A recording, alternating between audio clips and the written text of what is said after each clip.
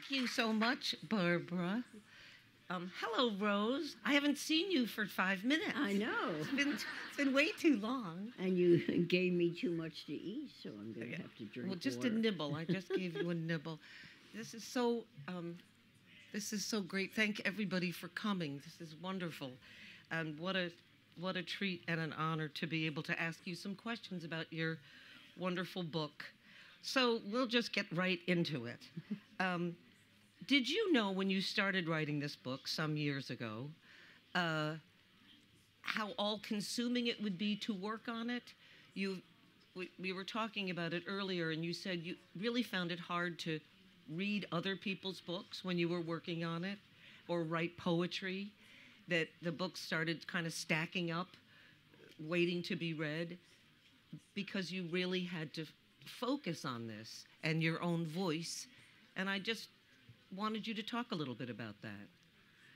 Well, I never planned to look backwards and write a memoir, but I got an offer, and I was here pretty much by myself during 3 years of COVID. And so I thought, well, let's just think about it. I always looked forward, not past. But with a pen and a pad in front of me and nothing much else to do, I started thinking. And I had the best time remembering my early childhood, which I had never thought about before. And that was in Baltimore and in Atlantic City, and then in Friends School. And it suddenly all came back to me, and it was sort of fun because I had a great childhood and good times and a lot of adventures. And so then I just went on scribbling, and I didn't think about it, and it wasn't in any autobiographical order. And then I suddenly remembered all the trips that I had taken for Amnesty and for Penn, different parts of the world. And I couldn't imagine that I would have remembered all that stuff and all the details, but if you're working abroad for human rights, you're not allowed to take notes about anything. You have to keep it all in your head and spill it out when you get back to the United States. And so whatever I spilled out, some of it was still there. And I really was delighted that I had pulled my life together in some way. And even though I wrote much too much, and my editor cut out lots and lots, so I'm hoping my good friends that I wrote about don't miss what I wrote about them. But it's long enough as it is. Well, it's I wondered because you've said yourself you really don't like looking back that much. You prefer to look forward, or even better, live in the present. We talked about that too. You really love to live in the moment.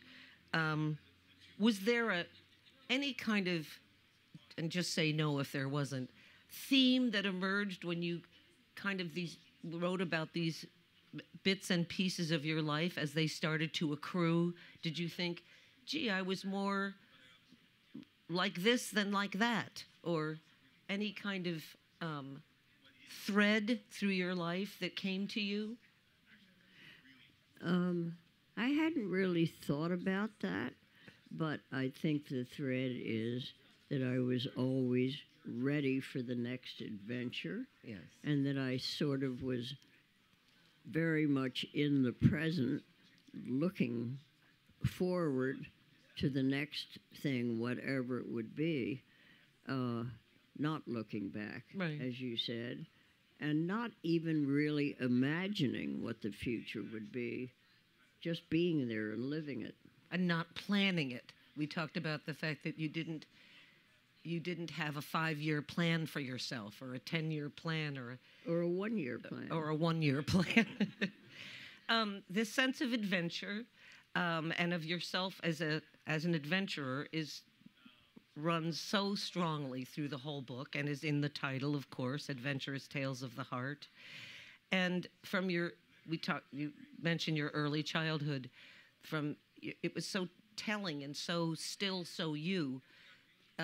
As a little girl, you would sneak out of your house through the bedroom window and kind of roam around the neighborhood. I know you don't do that anymore. Um, but Well, this rather intrepid quality has stayed with you your entire life. Nothing, most of us, if we're born that way, life sort of shakes it out of us at some point, and we learn to be fearful. Well, I haven't climbed out of my bedroom window and shimmied down the sycamore tree and run around the neighborhood lately. But I still always turn up in time for breakfast. Yes, you do. Yes, you do. And you still love to have adventures. You're fearless on small planes. You Well, know, I piloted them, and I loved it. Or I was a co-pilot after I trained both in Katama and in Connecticut.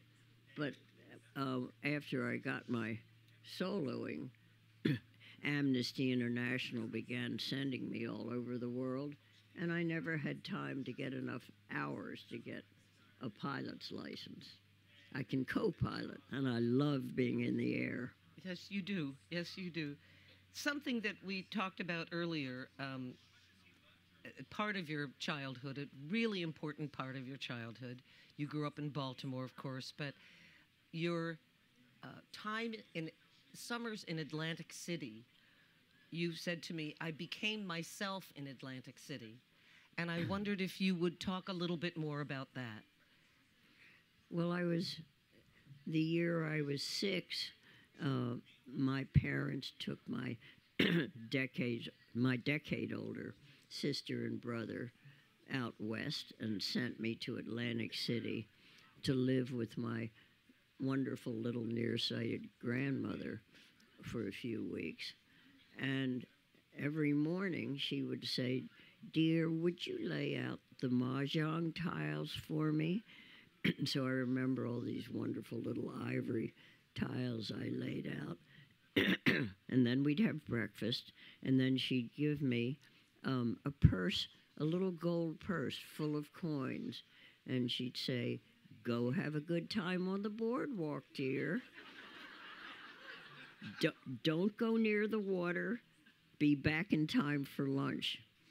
So when I started writing this, I remembered my wonderful daily trips.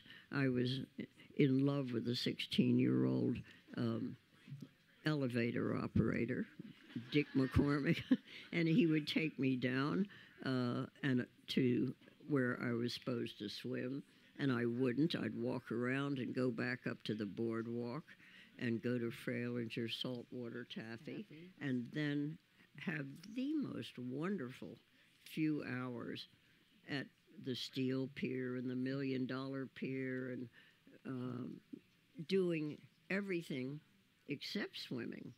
I became a swimmer after I got back to Baltimore in World War II, when we were all stuck there.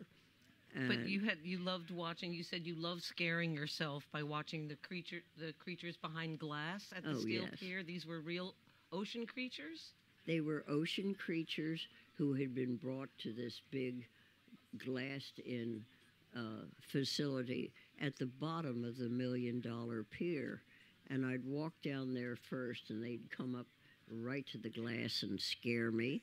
And then I'd go up to the top floor, where there were these lovely 2 young women who clicked their heels on the horses that they were on and dived way down into the sea in Atlantic City. So I loved that, and that was sort of my first thing. And then I'd go play skee ball, or I'd go climbing.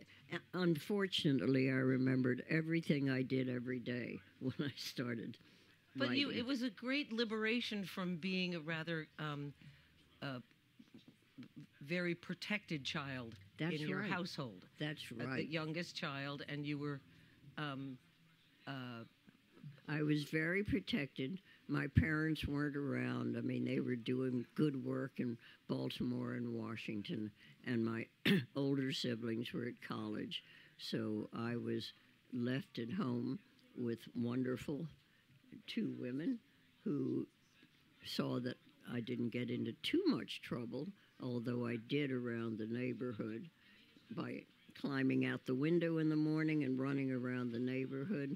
And this was brought back to me when I was in my 60s, and I was on Park Avenue in New York looking in a big glass window at China, and I heard behind me and saw reflected in the glass a very little 90-something-year-old man whom I recognized that I hadn't seen since I was 6 or 7, who had lived in our Windsor Hills neighborhood in Baltimore.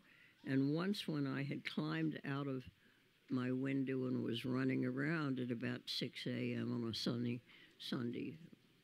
summer morning like today, I saw him with a much taller woman. He was a neighbor, a rather famous international scientist whose children I knew, and he was escorting, hand in hand, my mother's best friend, who was a lot taller than he was and married to somebody else in the neighborhood.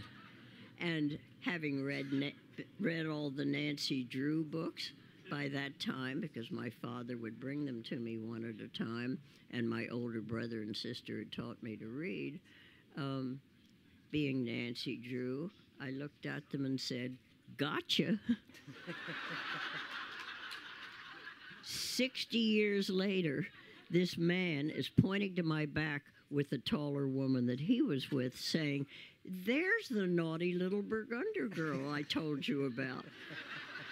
So a lot of it came back to me, and that was fun. The naughty funny. little Burgunder girl. Oh my goodness. Oh my. And also, you read. Speaking of Nancy Drew, I had to look up a couple of these other adventure books that you were kind of addicted to. Besides Nancy Drew and the Hardy Boys, I knew who they were. But Beverly Gray, Girl Reporter. Does anybody remember Beverly Gray, Girl Reporter? There were something like 56 Beverly Gray books, and I'm sure you read them all. Of course I read them all, and I wanted to go to the Orient with Beverly Gray. That was my Who wouldn't? top Who adventure. wouldn't? And Susanna of the Yukon was another one. Right. They're not around anymore. I'm sorry No, to I'm say. sorry they aren't. But these were very formative for you too. You read, I mean, Right. These adventurous girls and boys were. You weren't much of a girl who played with dolls. It seemed to me. No, not a not real much. doll girl. I mean, I had a Shirley Temple doll, which I was given for my 5th birthday, and I put her somewhere. But you were much more into the adventures. Well, moving on, you went to college. You studied poetry at Johns Hopkins after Wellesley, and then, like most women of your generation, you got married and started having children. And in thinking about this, I thought to myself, did any part of you see this as a contradiction to being a girl adventurer, or as a continuation of your adventure as What a person? Good question. Well, I left after getting my degree at Johns Hopkins and moved to Rome and met my husband, William Styron, and then we went to Paris and met Peter Matheson and George Plimpton and all the Paris Review crowd, and then we decided we might as well get married, which we did in Rome, and then we had a 9-month honeymoon in Ravello with all our friends, and then we came back and settled in rural Connecticut and began to have children, and I loved it. I loved every minute of it. That was my present adventure. Right. And I ended up with 4 wonderful kids, all of whom are here on the Vineyard right now. And I sort of had my second childhood with them, playing outside, and I couldn't have been happier. I did want to ask you, you playfully, you did say that when you got married, you weren't sure if it was going to last for a year, or that was kind of another adventure you were having. I mean, that you didn't really think ahead too much. That's true. I didn't think ahead, and I couldn't imagine what being married was like. All my friends were married by then because I was 23, and they had all gotten married by the time they were 21. And I just wasn't looking beyond the moment Right. of having a wonderful time. I wonder if you would. I do have a favorite story of one of the hundreds of stories in this book, but I wonder if you would share with us the story of your mother having met Bill Styron, her reaction to that, and then what she endeavored to do for the people who haven't read the book yet. Would you mind sharing that little story, and maybe the stepmother's letter as well?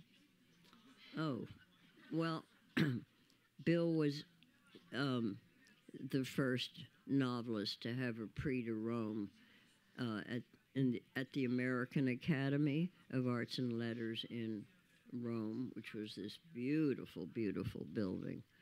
And I had just arrived, and I got a letter from one of my Johns Hopkins professors saying, Bill Styron has just come to Rome, to the American Academy, and he doesn't know anybody there. If you get to the Academy, please look him up. So I looked him up. We had quite a fantasy getting together. I didn't know who I was. He called me up because I left him my number, and he said, come to the basement of the Excelsior Hotel and meet me for a drink. So I went down to the Excelsior, and the other person at the table was Truman Capote. And of course I'd read Truman Capote. I'd never read Bill Styron. I didn't know what the hell he'd written. But he had published his book, and it actually was on the bestseller list at that moment. And so as they were talking, and I met Truman, Truman was saying how much he loved Bill's book, and I stupidly said, me too. And of course, I hadn't read it. So at the end of the evening, which was like 5 in the morning, what Truman said, Bill, you ought to marry that girl. So he called me the next day. He didn't propose that soon, but he did call, and we made another date. And I thought, oh my God, I said I'd read that book and I haven't. So I went all over Rome, and I couldn't find the book anywhere, but even though it was on the bestseller list. And I went to the American library. There's one everywhere in Europe. And I said, do you by any chance have Lie Down in Darkness?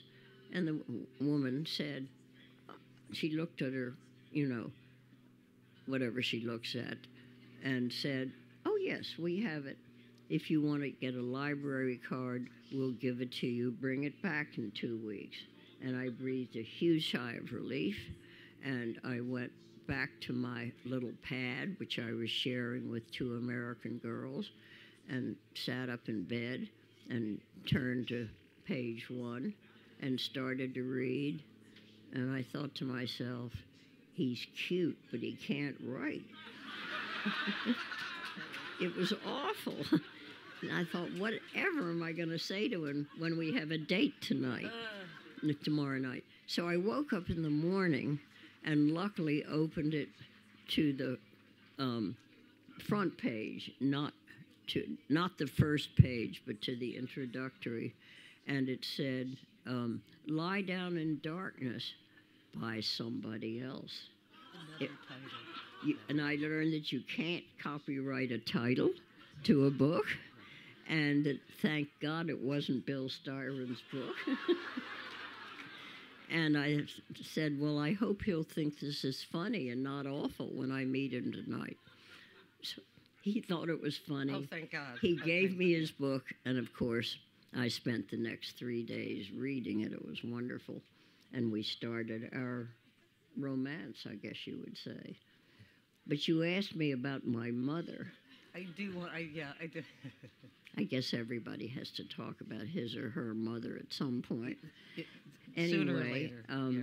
she, I was caught in Bill's room at the academy, and the academy's director was very cross at Bill.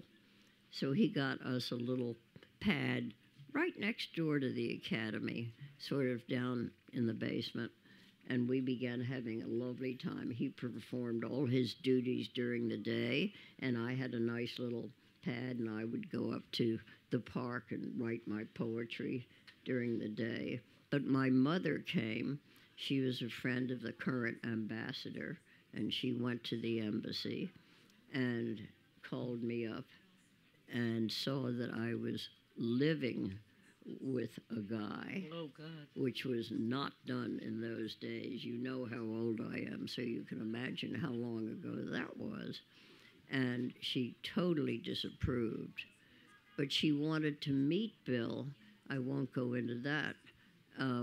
And she met him, and I thought everything had gone okay.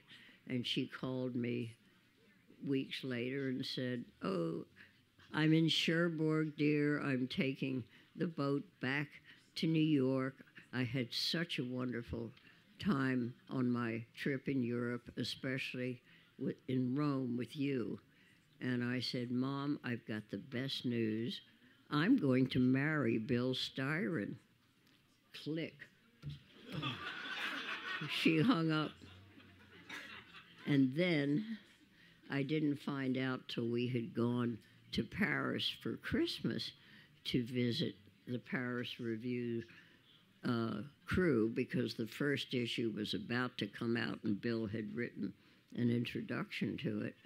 And so while we're getting settled, and we got a little room next to where Peter Matheson had his apartment, and we're sitting on the bed, and Bill is opening a letter from his father, who was wonderful and who he was very close to. His mother had died when he was 13, and he had married the head nurse because he was so depressed about his wife dying that he married her. So my husband, not yet, my beau, Bill, is reading this letter from his father. He's reading it aloud to me, and it's, "Hey, son, what kind of trouble are you in? You can tell me. You know that I'm with you no matter what. But what is it? A gumshoe has come from Washington on the ferry," because detectives were called gumshoes in those days. And he's talking to everybody in the neighborhood and asking all kinds of questions about you. And whatever trouble you're in, don't worry, I'm with you. And I said, "Oh my God," I interrupted him. "I know what's happened. My mother is having you and your family investigated." And so I said, "I can't let you marry into a family like this." I knew about it because she'd had my older brother investigated once when he was in the Navy, for God's sake, having a little fling. So he said, "You're absolutely right. Let's just have a good time in Paris over Christmas and New Year's," which we did, "and then we'll drive back to Rome and split up," which we did. But For several months, for right? several months, but then Easter came. I went back to Rome, started again. By the beginning of May, we were married. So And neither of you invited your... we couldn't invite our yeah, parents because of the way my mother felt. And Bill's father had married the head nurse, who had written to me and said, "Don't be ridiculous. Don't marry Billy Styron. Billy will never amount to anything." So But I tore that up, and we did not invite our parents. But my big brother came. And your mother eventually came around, right? Oh, she loved Bill. Yeah. Oh, yeah. Once they got to know each other, Right. it was swell, and she collected all his books. And They And had you a never good time mentioned it to together, her. and we loved his father, who also liked my mother. So that worked out nicely. Well, that worked out well, very well.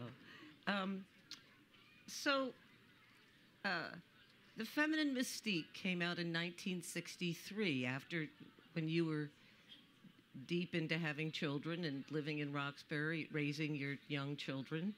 Um, not all of whom had been born yet, but still you had two or three. And we were talking... All but Alexandra, who talked this morning, had been born. Okay, go ahead. And a lot of women, had what Jane O'Reilly called, that aha moment where they thought, oh my God, I want life to be more than this. I've been snookered. I've been brainwashed by the culture.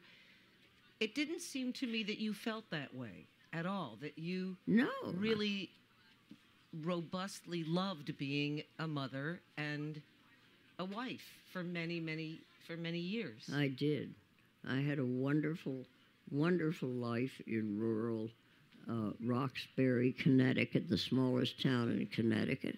And I was outside with my three little children a lot of the time, and it was like my real childhood. Getting to experience that and again. Having a wonderful time with them, and then after I put them to bed, I was with my wonderful husband, and different friends came to visit all the time. James Baldwin came to live with us. Phil Roth came in the next door. And so we had a lot of literary company as well as lots of musicians and actors, and it was a great little town. But at some point, did you feel like you needed a bigger stage, as it were? I mean, you started traveling for Amnesty and other organizations eventually.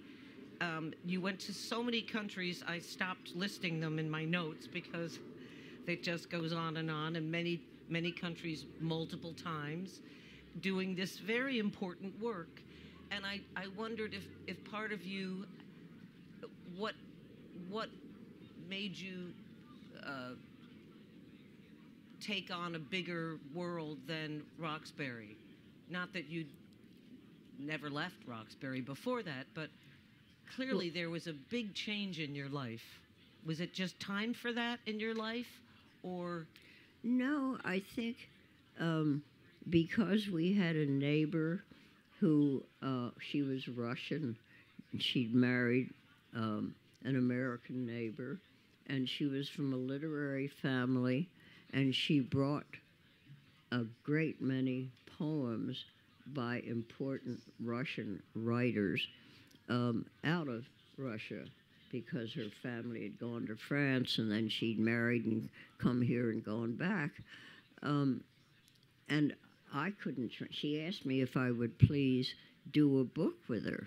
And I said, well, I don't know any Russian. And she said, well, I can speak English, but I can't write it.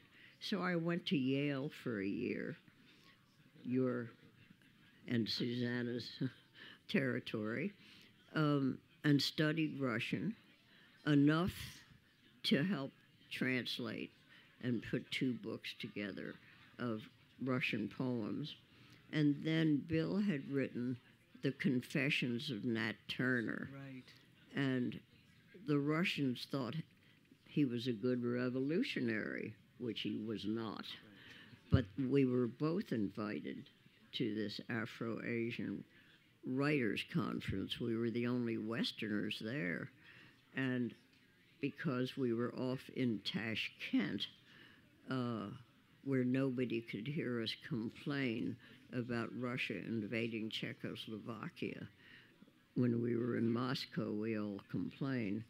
We were sent to Tashkent in Middle Asia, and not only had an extraordinary time, but I got to know all these dissident writers from Africa and Europe and Asia who couldn't be published in their own country.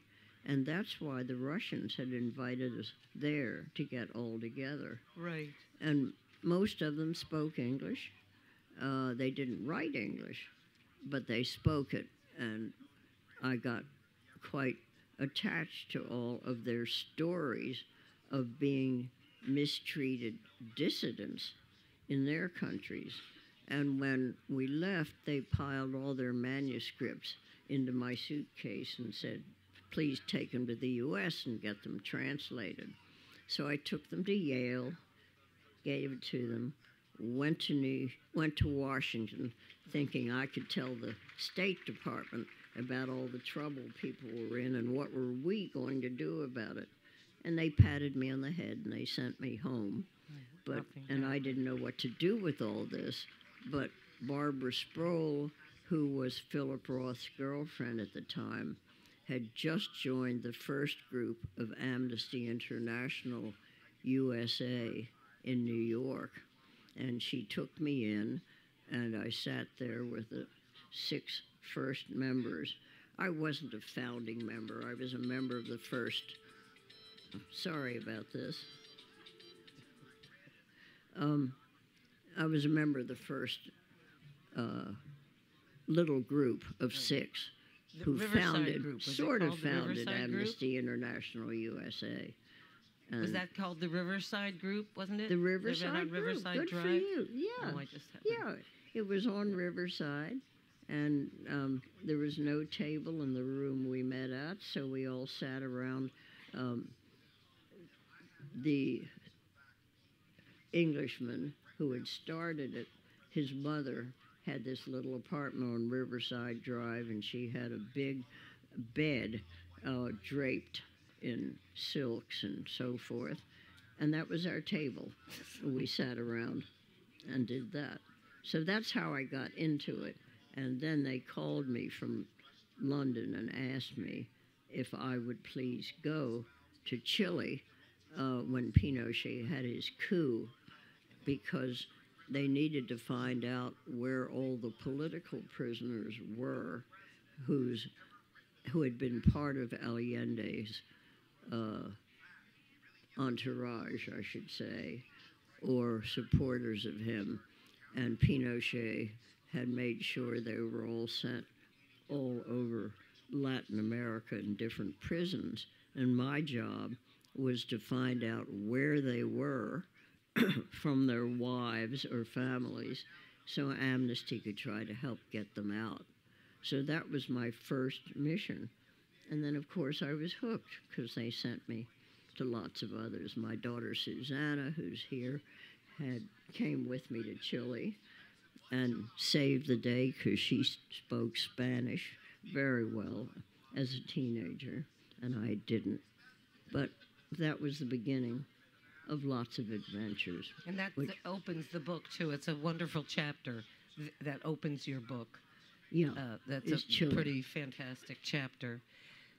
Rose, do you think, I asked you earlier today if either where you got your sense of political activism, whether either of your parents had that, and you said no, just not at all. No. And then I wondered how much the fact that you attended a friend's school, how much Quakerism may have had to do with that, a sense of social engagement, of social duty. Yes. Yes, of trying to make the world better, not militarily, but personally. Yes, I think the Quakers were the biggest influence in my life. I was there from kindergarten through 12th grade. It's and you went. They had Quaker meeting once a week, once a day, at your school. Do you remember? Once a week. Once a week. You know, and I got up and talked from time to time because I was a talker. But,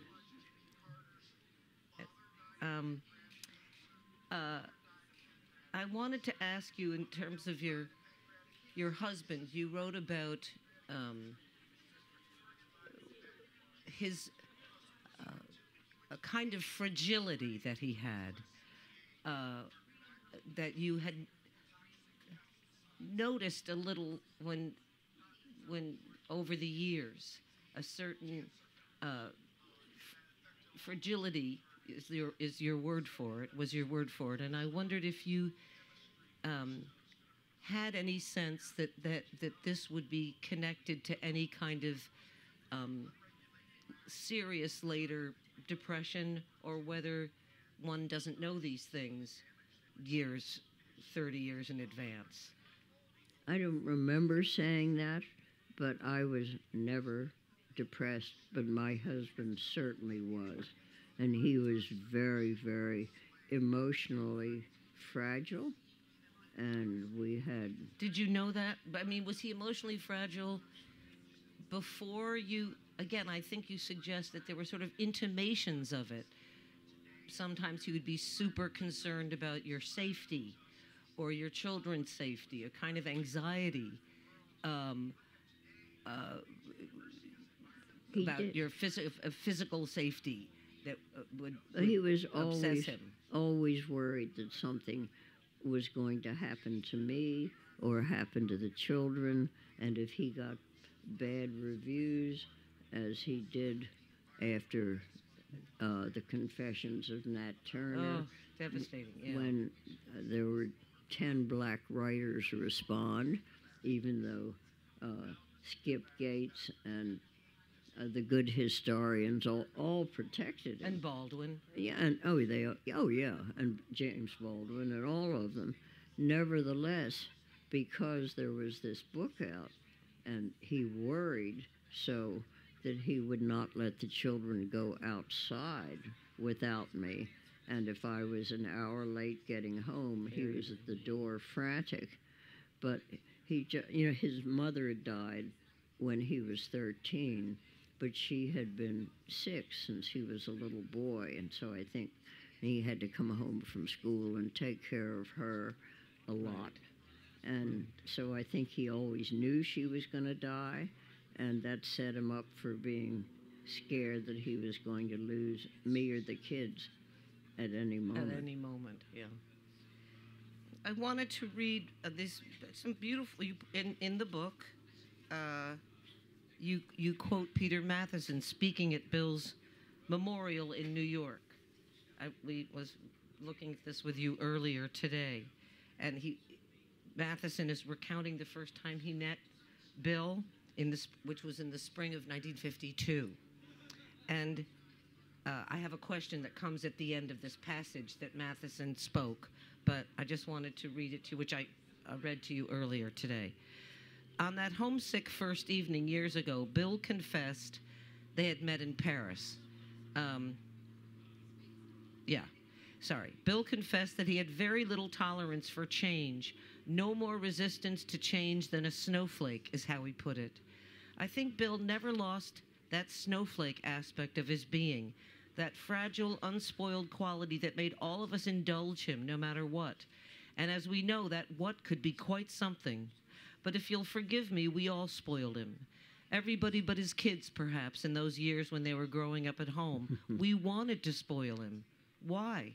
Was it simply because we recognized instinctively that Styron was a great artist who needed to air out all that pent-up creativity and therefore required special handling out of our respect for his rare gift? I suppose so. And later on, after we'd spoiled him, it was easier and easier to take no notice, to let it go. But that metaphoric snowflake, that delicate, undefended sensibility explains much, I think, about why we always sheltered our old friend and why we loved him. And then you say, as the writer, you just pose the question, should I have, how that resonated for me, you say. Should I have indulged him as I did? And then you just leave it unanswered, which I love. And I don't know, maybe it's less a question than a comment, that the question of how we treat the artist who happens to be in our family, or do we excuse everything? Do we, do you have an answer for that question now, or should we just let it lie there? I don't think I have an answer. I spent a lot of time trying to protect my children, who I adored, and who he adored, but he couldn't stand noise, he couldn't stand anything he didn't know about that was going to happen. Many, many wonderful events or trips we had planned were canceled at the last minute because he couldn't figure out how everything would go. And of course, I got mad. I mean, I'm not a person who No, you're doesn't not a get mad. pushover. But yes, I indulged him. I was brought up always to let the man lead, and especially one's husband. And we actually had a wonderful marriage with ups and downs and so and a forth. long one. Well, I thought before we turn it over, if we have just a moment to let Rose read the poem that opens the book, and that is from by Vineyard Light, and it's just an appropriate poem for today, and we'll see if I can see still if read Rose it. can read it, and if she can't, well, I'll The, step in. the title of the book, Beyond This Harbor, is the last phrase of the poem, which is, I think, why you asked me to read it. Yes, it is. Good night, great summer sky, world of my childhood, and the star-struck sea. White chaise from that ancestral southern porch, my raft. White goose down quilt, my ballast. Under Orion on the green waved lawn, I float high. New moon, old craft, tied strong as ever to the sheer horizon. Over the seawall on the dock, Andromeda, their strict and jeweled guard, as tall Orion, seas and lawns ago, chose to be mine. Our children sleep, Alexandra, Tom, under their folded goose-wing sails, true friends in dream, the folly wrangle of their sibling day outshone by starlight. Calm island evening, never-ending sea, our lovers' rages too are quiet, drowned. Miracle of midsummer, the trust of dark sails us beyond this harbor.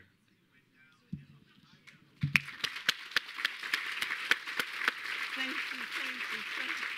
Thank you.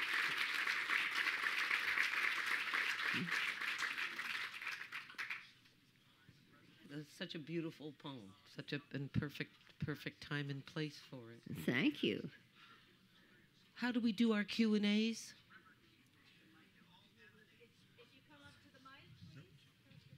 Okay. Yes, Rosewood. Hi. Your book has. Oh, there you are. Your book has so many wonderful stories. I have two questions. One, would you just tell the story about the fourth grade teacher who accused you of plagiarism and its connection with your becoming a poet? But then also would you talk, because your husband was not particularly supportive of your poetry. Could you talk a little bit about how you dealt with that? Or at least it seems that your becoming a poet, he apparently didn't read your poetry. Was that tough to deal with? Well, if I understand you, you want me to mention how I started Yes. publishing poetry. Well, the fourth grade teacher. I was in fourth grade, and Miss Rowe, our teacher, who thought I was very naughty anywhere, she would put me in the closet from time to time if I was too naughty. Hauled me up in front of the class one day and accused me of plagiarism. Well, what 9-year-old knows what plagiarism is? And I said, what? And she said, well, I saw the poem you copied from somebody else and put your name on that's in the Friends High School magazine, and that's plagiarism. And I said, but I wrote that poem. And she didn't believe me. So when I went home, I thought, wow, if somebody thinks someone older wrote a poem of mine, maybe I can be a poet. And I really think that's when I decided that I was going to be a poet. Very characteristic of you to take that lesson out of that story, rather than never write another poem again, which would probably be most. But as far as your second question about Bill, who did not really support me, I mean, I had a contract and book, blah, blah, blah, but Bill was so in need of his own time, thoughts, brain, ego, whatever it is, that he wasn't a bit interested in my poetry. And because I had had my second daughter, Polly, by that time, she's here too, I think, I began just writing poems and putting them in the drawer and not worrying about publishing and not caring about it, really, because I had such a good full life.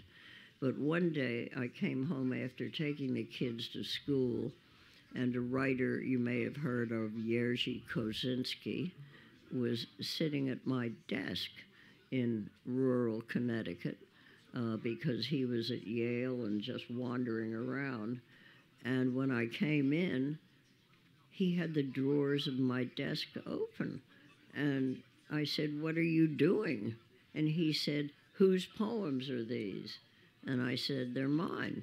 And he said, "Well, I'm going to take them to Yale to my girlfriend, Kiki von Fraunhofen, and have her type them. And I'm going to take them to my publisher." And so by that time, I had a book of poetry for young people already published by Viking and hadn't bothered with the adult poems. And I said, "Well, thanks, get her to type them. I'm not going to type them. But give them back to me and I'll see if Viking wants to publish them, and if not, I'll give them back to you." Well, Viking published them, and I had 3 more volumes.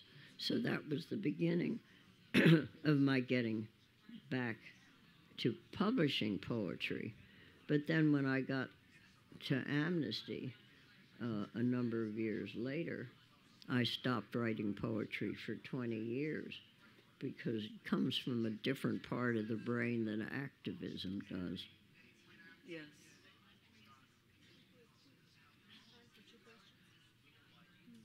Thank you.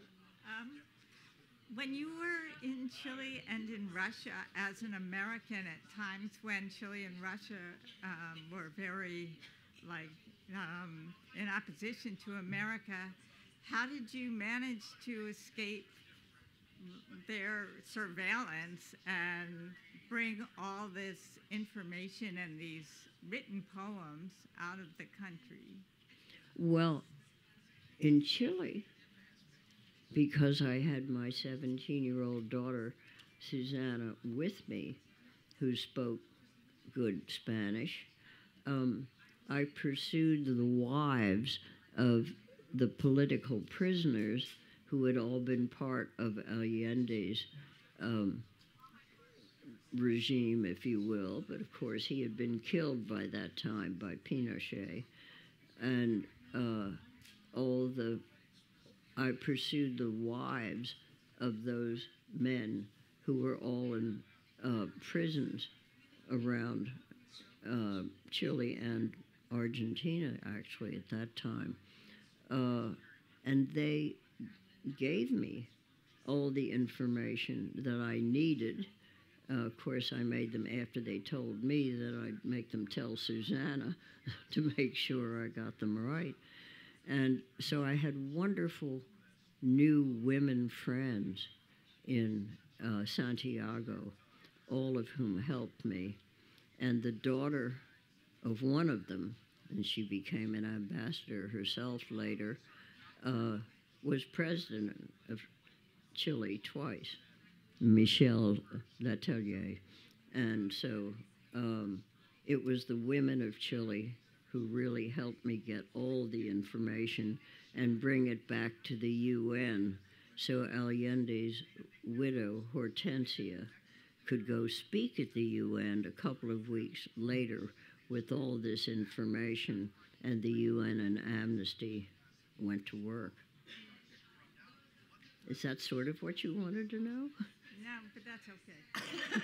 Oh, well, tell me what I missed. Well, I was just wondering how you were able to go to these women who were the wives of Pinochet's enemies, and as an American, and not attract the notice. I did. We had to do a lot of hiding and a lot of escaping, and we were lucky.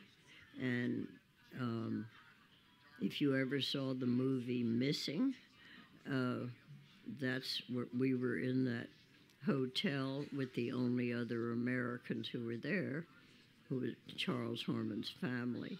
And so we got involved that way also. That answers. But we were just lucky.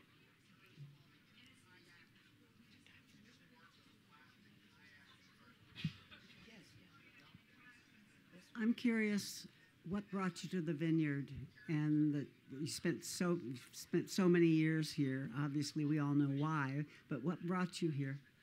Where are you? I can't tell. Right here. Oh, hi. Hi. Sorry. Would you repeat that? Yes, I just wondered what brought you to Martha's Vineyard, the decision to come. And as I say, we all know why you stayed once you got here, but I'm just curious what brought you here. Well, interestingly enough, my husband's editor, Hiram Hayden, had a house here. And Bill and I and our 2-year-old daughter, Susanna, were in Nantucket. And Hiram called and said, if you're in Nantucket, you have to come to Martha's Vineyard, take the ferry, and I'll meet you at the dock. And that was the only summer that there was a ferry coming occasionally from Nantucket to the Vineyard, which we didn't know, but we got on it. We arrived, and there was nobody at the Vineyard Haven dock at all. Hiram had forgotten. But we saw running across in front of us pretty soon a very odd-looking figure who turned out to be Lillian Hellman.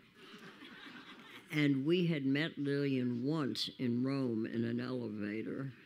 We didn't know each other really, but we had met once, and we recognized her, and she was running across the dock, chasing the biggest black poodle you've ever seen, and she was screaming at it, "Gregory Zilborg, come back here." Gregory Zilborg. She named him for her shrink, who I guess she couldn't control either.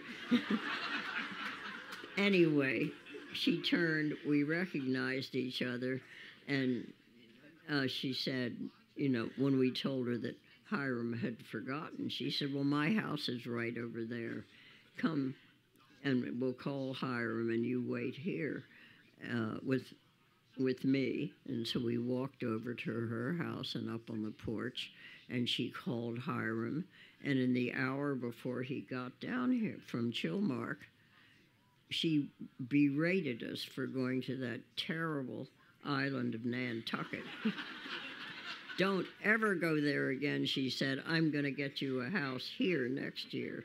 So she got us a house for a couple of weeks, and we were so in love with the vineyard that we lived all over, we rented all over the place before we finally bought a house in Vineyard Haven, up next to the Vineyard Haven Yacht Club. That's another story. But between Lillian's house near the harbor and our house, we were then told we had bought on Murderer's Row because of all the angry writers who lived there.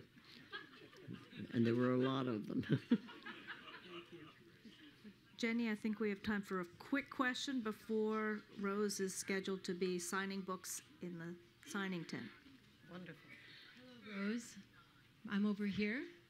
right to You your have a right. questioner. Oh, right Here over I here. am. Hi. Here I am. Hi, my name's Hortense, like Hortensia, and I had the pleasure of being regaled by your stories at the Woods Hole Film Festival when I watched the documentary of your life. Oh, And I can't wait to dive into the book, after watching that.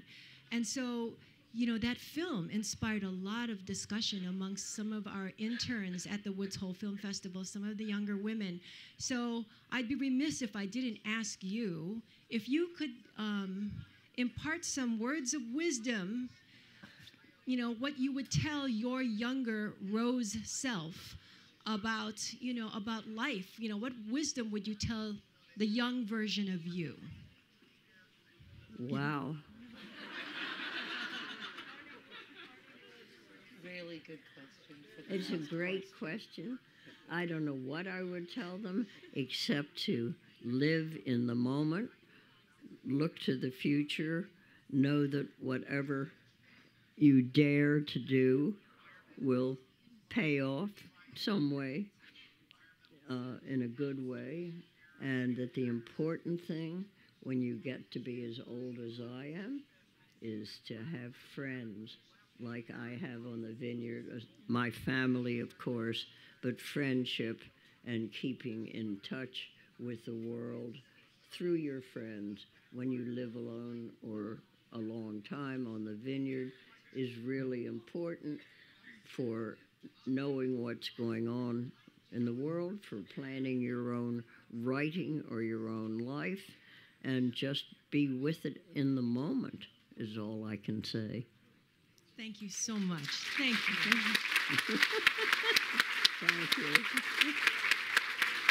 you.